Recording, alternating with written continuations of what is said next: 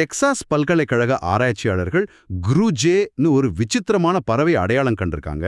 இது நீலஜே அப்புறம் பச்சை ஜேன்னு 2 வேற வேற இனங்களோட இயற்கையான கலப்பினமாம்.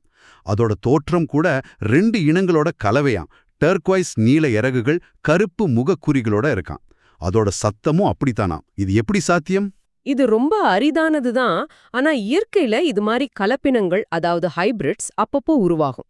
நீங்க பிஸ்லி பியர், துருவக்கரடி கிறிஸ்லி கலப்பினம் கேள்விப்பட்டிருப்பீங்க. இல்ல ஜாங்கி வரி குதிரை கழுதை கலப்பினம் மாதிரி இதுவும் ஒண்ணு. இந்த குரூஜே ஒரு ஆண் பறவை, பெரும்பாலும் தனியா தான் பார்த்திருக்காங்கன்னு சொல்றாங்க. ஏ, சும்மா ஒரு இயற்கையோட விந்தையா, இல்ல இதுக்கு வேற ஏதாச்சும் முக்கியத்துவம் இருக்கா? அதாவது வாழ்விட மாற்றங்களால இனங்கள் ஒன்னோடொன்னு கலக்க வேண்டிய நிலை வருதா?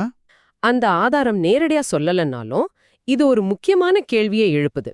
சில சமயங்கள்ல வாழ்விடங்கள் சுருங்குறதுனாலயோ இல்ல காலநிலை மாற்றத்தால இனங்களோட பரவல் மாறுறதுனாலயோ முன்னாடி தனித்தனியா இருந்த இனங்கள் சந்திக்க வாய்ப்பு ஏற்படும். அது இது மாதிரி கலப்பினங்கள் உருவாக ஒரு காரணமா இருக்கலாம். அதனால இந்த குரூஜே மாதிரி கலப்பினங்கள் சுற்றுச்சூழல் அழுத்தங்களோட ஒரு குறியீடா கூட இருக்கலாம். அதே நேரம் இது இயற்கையோட பரிணாம சோதனைகளையும் காட்டுது.